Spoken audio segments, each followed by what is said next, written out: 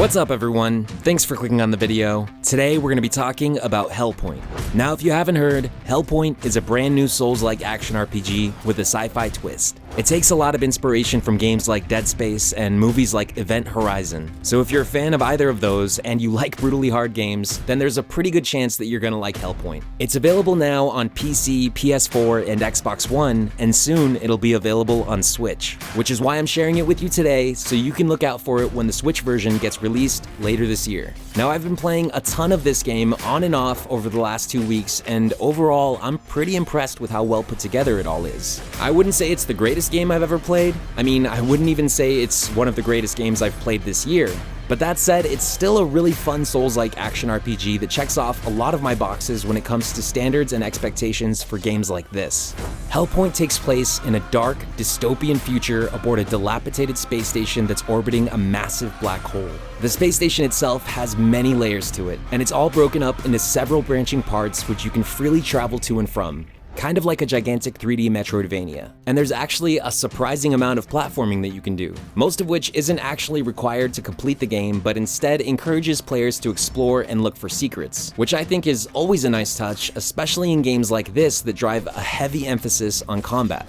Unlike most Souls-like games, Hellpoint doesn't have a class system. Instead, you'll have to slowly power up your character by fighting enemies and finding new gear that aligns with your playstyle. You level up by collecting Axions, which are essentially Hellpoint's take on souls. They can be used whenever you reach a new breach checkpoint, but just like most games in this genre, if you die twice before you reach a checkpoint, you lose all of your upgrade points and all of the progress you've made up until that point.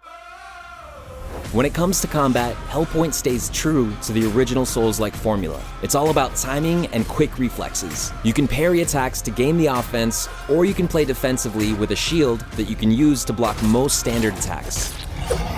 Needless to say, I enjoyed the combat quite a bit, and I had a lot of fun figuring out the best ways to take down each enemy type. There is some magic in the game, but it's mostly tied to certain weapons and artifacts that you'll find throughout the space station. So if you want to focus your build on magic, you won't really be able to until you find the right gear. And from my experience, a lot of the magic-based gear doesn't really show up until about 4 or 5 hours into the game. That might sound frustrating for people who just want to focus on space magic, but I also feel like it adds a more dynamic feel to how you build and upgrade your character as a whole.